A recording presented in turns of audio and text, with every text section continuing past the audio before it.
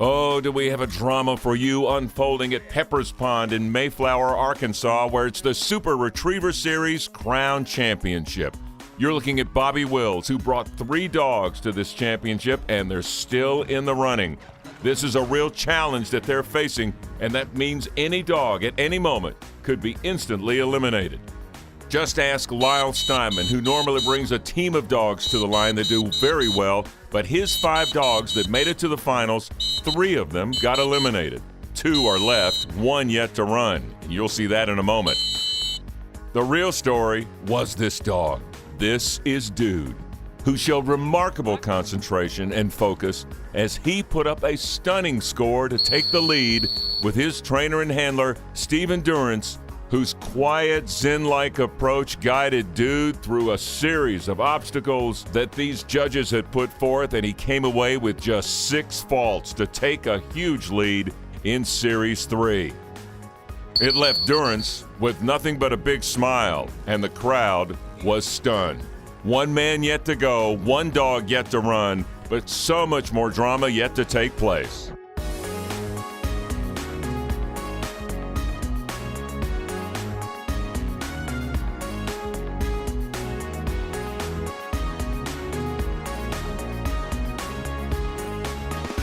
Hello, it's Craig O'Neill, joined by Justin Tackett. And Justin, looking at Lyle Steinman, he's got his dog Jack, and he's got quite a challenge here. Absolutely, he's got a huge challenge in front of him. When you look at the lack of success Steinman's had on this particular test, the Eukanuba virtual course is difficult. A lot of good things going on, but pay close attention to that island bird.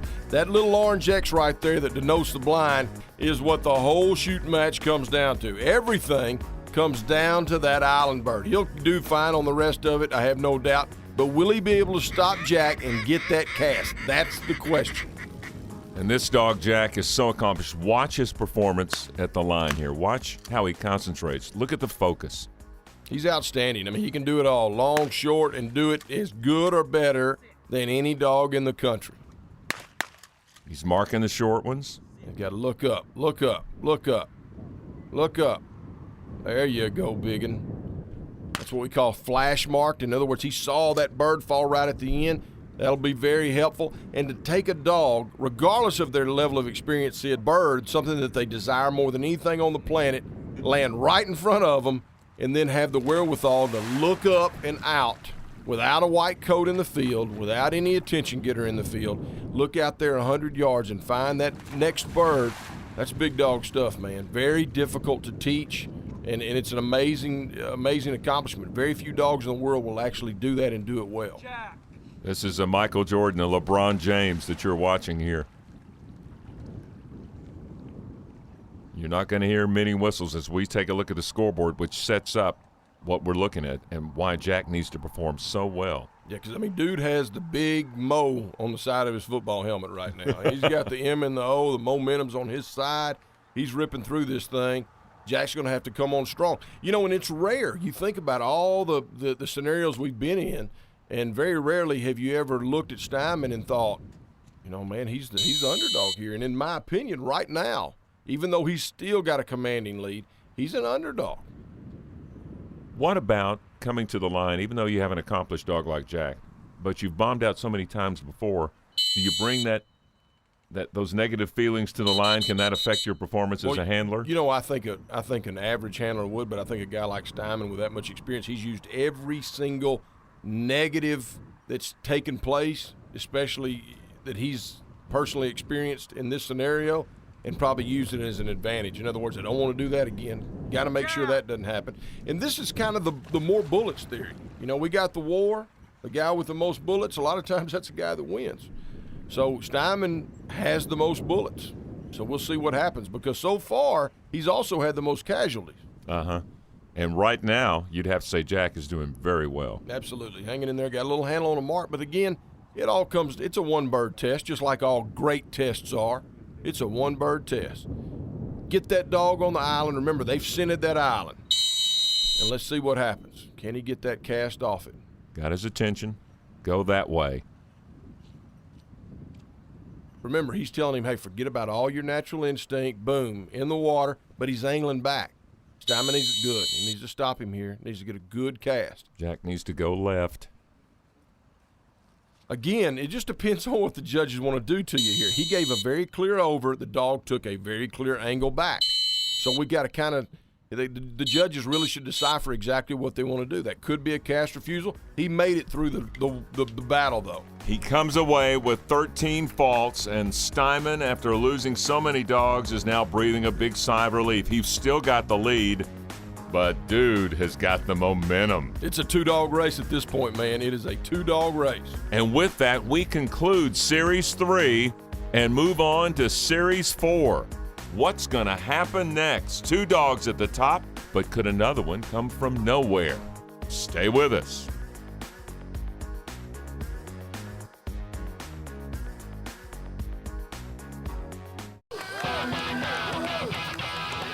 That's Yella. Let me tell you a little about Yella. She was born in a small town in Tennessee, raised, trained, and loved by a fellow named Tackle. At 3 months, 9 days, she ran and passed her first started test. At 5 months, 11 days, she ran and passed her first season test. At 15 months old, she passed the pinnacle of a hunting retriever's career, the International Grand. Yella eats Eukanuba. What do you feed your dog?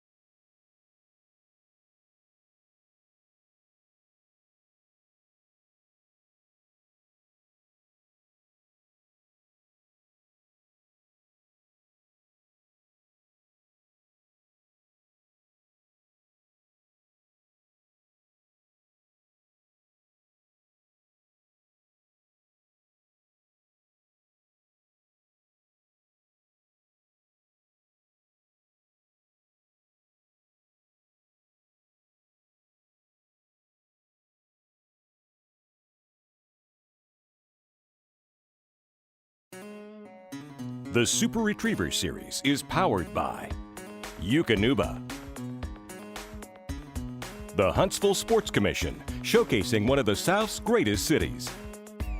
Water Dog E-Clinics, the world's first 24/7, 365 dog training experience. And by Thunder Equipment. As we take you into Series 4, Craig, what are you learning about the difference between a setup dog, a test dog, and a competitive dog? This is a test. It is only a test. For the next few minutes, these judges will test this dog to see if their test is the test that the other teams will. I think I've gotten myself into a hole. You got some tests in there. Judge Al Arthur actually has a, what do we call this dog? This is a Labrador Retriever. Okay, but it's called not the test dog. It's a setup dog. Setup dog. What's the difference between a test dog and a setup dog? A setup dog is for the judges. A test dog is for the handlers to see. So what are we trying to do here, guys? We're trying to get our mechanics right. We're trying to get our timing right. And this is for this incredible test for the semifinals. What are you looking for here? To see if everything's just the way you want it to be as you drew it up? That's correct. And we're looking for control and a very compliant dog. You got a good education there. Look at our bird boys here. Remember, this is day 3, Series 4, and even the bird boys are showing a little wear and tear as we take a look at your Eukanuba virtual course. This is a very simple test from a mechanical scenario, but one of the two blinds is very difficult. You look out there, you got that guy, he's taking a little nap right now, but that's your poison bird at 155 yards. He's going to throw a pop, bang, here we go, there's the bird. Touch that bird, and you're done, okay? What the judges are looking for is a tight line right off the edge of that bird to the blind, which is right behind it. Remember, the wind is blowing right to left, coming from the west, so they're going to get a snoot full of that bird as they get by it. They've got to drive them past it. Blind 2 is there for a little exercise. Shouldn't be very difficult. Any dog who makes it through 1 shouldn't have any problem with 2, but 1, that's your huckleberry. I'm telling you, Justin, when these judges get together, they get real creative, don't they? Well, really, when you look at these 3 guys, you got to remember, between them there is 100+ years of dog playing around experience. These guys are creative, and they know what to do to test a dog. The dog that comes out of this thing on top is going to be the best dog at the event, bar none. Here's Bobby Wills. He's got 3 dogs in the running, and this is one of them, Jazz. So we're looking at the line, avoid the poison bird, as you go pick up these 2 ducks, both of them in a blind. Absolutely. And when you look at a blind, unlike a mark, a blind a lot of times comes down to distance and factors. In other words, once you throw in some wind, you throw in some terrain, you throw in a little water, you throw in a dip, and all these things to make the handler worry. It comes down, it's purely strategy is all it is. He's got to have the dog at certain places. In other words, a handler like Bobby's going to know that, hey, I want to be here when I hit my first whistle. I want to be here when I hit my third whistle. But if I'm not there, what am I going to do to recover? So it's literally, it's a little war is what it is. Because whenever he gets to the point that he's crossing in front of that poison bird and all 6 million olfactory glands and that dog's nose goes, pow, that's where I want to be, he's got to be in 100% complete control or it's game over. And so much distance to cover. So many things can happen between the starting point and where the duck is. Absolutely, and you can tell a lot by a dog's mannerisms. Remember, this is totally different. This is nothing close to an innate behavior that any dog ever has. It's like having the great thoroughbred that can run 1,000,000 miles an hour in days on end, but they can't get a rider. And that's what makes a great gun dog, a dog that can see everything, go pick it up. But when it comes down to it, I need you to trust me and listen to me and go where I tell you to go. And that's what they're testing right here. Okay, now remember, that poison bird's not too far away at this point. They got to drive them back, get back in the water. Stay away from that poison bird. Absolutely. Go left, the poison bird to the right. And there's your bird. A little shoreline here. She's cleaned this thing up, and this is an outstanding job, and I would expect nothing different from Jazz. Jazz comes away with 14 faults on the first blind. 1 more to go. Bobby seems to be happy with it. Absolutely. Now remember, one of the other things that I failed to mention was this remote cast. What are they doing here? They're just checking to see how a dog will operate when it's away from its handler's leg. The other thing is, what is the dog going to do without a good initial line? And you got to also, the other thing that's great about this blind, when you really look at the subtleties, every great dog has been trained, don't take the road. Don't take the path. Don't take the road.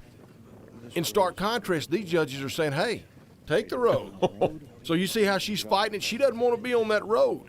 These judges are mean. Absolutely. You got to be mean to be a judge. To be a good one, you do sometimes. Good line. Pretty good. And you got to remember, these guys aren't here to make friends. They're here to find out who the best dog is. That's what the crown is all about. Bobby Wills, like a statue. Bada bing. Good work. Very nice. Blind 2, 8 faults, 22 total for the run. Oh, we got more to show you coming up. Plus, the future of our dock champions. It's the Eukanuba Junior Flyers when we come back.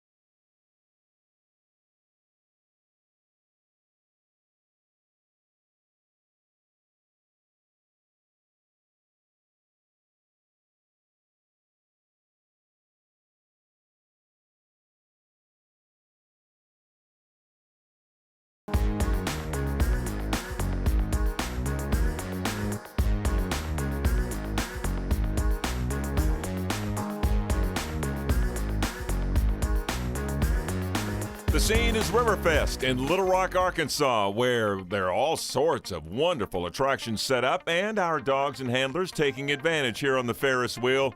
But they're also now going to get down to business. It's the Junior Flyers, the future of our Superfly champions. Without a doubt, one of the greatest highlights of every Crown Championship, and a lot of fun. These kids come from all over the country. Some are great, some are not so great, but they're all getting better a little bit at a time, and you can tell they're having a great time with their dogs, and that's what it's all about. And we begin with Ashley Drake and her dog Cabela. They're from Spring, Texas. Ashley is a huge snow goose hunter, a very accomplished snow goose caller, and she's right there in the heart of it down in Texas. Parents own a kennel. She works around the kennel, gets paid for it, and her dog Cabela does pretty good. 17-11. Outstanding jump, good throw. She's got her Eukanuba pink ensemble there. She can do. She's very versatile. And from Baton Rouge, we bring in Greg Ramirez, his dog Lizzie.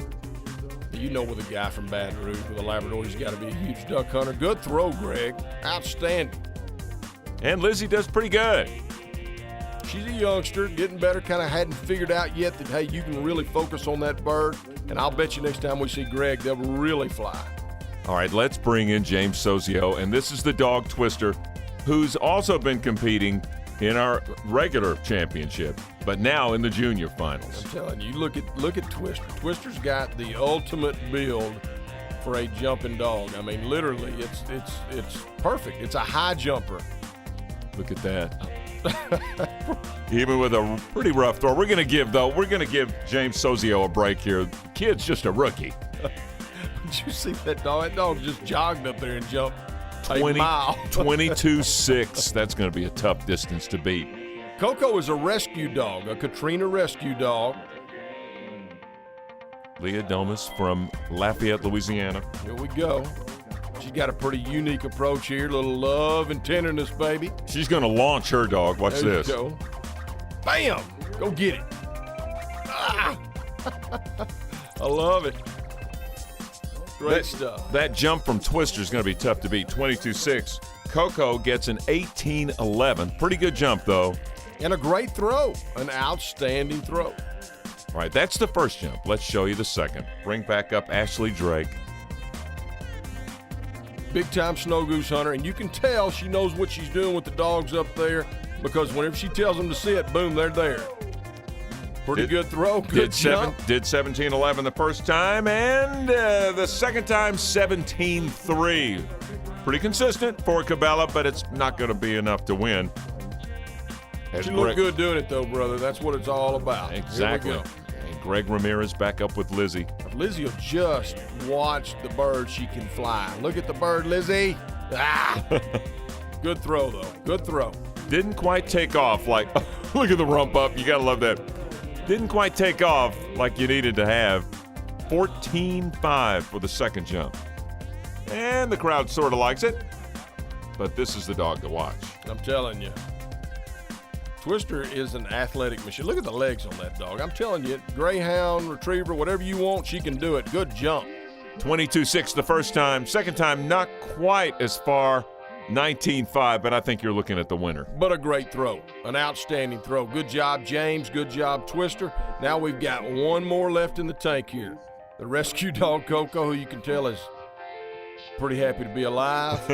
Just happy to be there. Coco's got to improve by about 4 feet to take home the championship. Come on, Coco. Good Let her rip. Pretty good jump. Pretty good jump. From our end of the dock, it looked good. Leah had to like it. But it ends up being 19 feet. And so that pretty much means Twister is ordained the winner of the Junior Fly Championship. What a day it was for our junior jumpers. 4 talented dogs, and James Sozio from Baltimore, Maryland takes home the 2011 crown. Yeah, don't you love it? What that dog is saying is stay tuned. We're going to the field decks. Don't go away. Hey, right on cue. Is it possible to create truly innovative waterfowl products from an office? Products like the patented Equator system, the stand-up decoy bag, or even recreate one of the most effective camo patterns ever designed?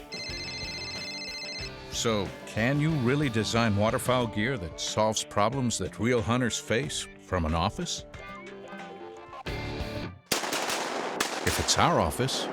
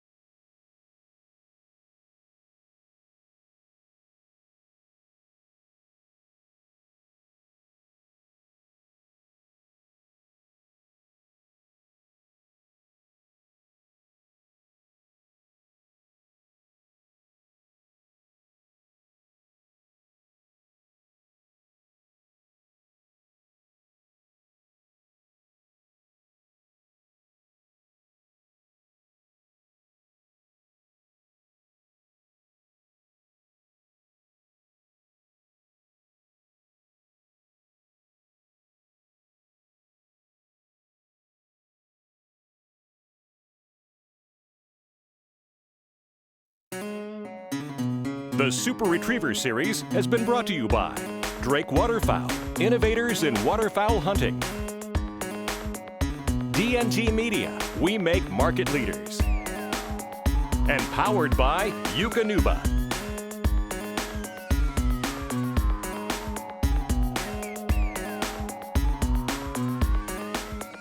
Back in Mayflower, Arkansas, Peppers Pond and Justin, we're down to 12 teams facing a tough test. Outstandingly difficult test. This first blind is an 8 on a 10 scale, no matter who you are, where you're from, what you do. It's a big boy blind. You're going to be very tight to that poison bird, and it's going to come down to one cast. If you get the cast, you're a hero. If you don't, bad day. And it left handlers second guessing, some proud, some happy, some not so much. We picked up the poison bird, the bird that wasn't meant to be picked up. She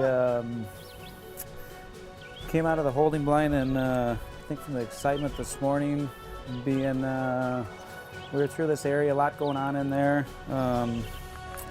Young dog, just a little bit out of control.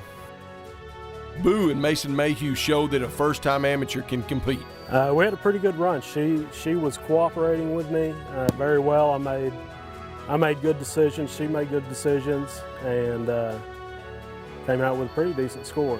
I hope it holds up. And he seemed pretty happy with the run. There were other amateurs who went to school, like Dorothy Ruman. I'm very pleased with her work with me. She was cooperative. She was a little excited at the line, so it took us a little bit to get going. But she's a great handling dog. She's very responsive, very obedient in the field.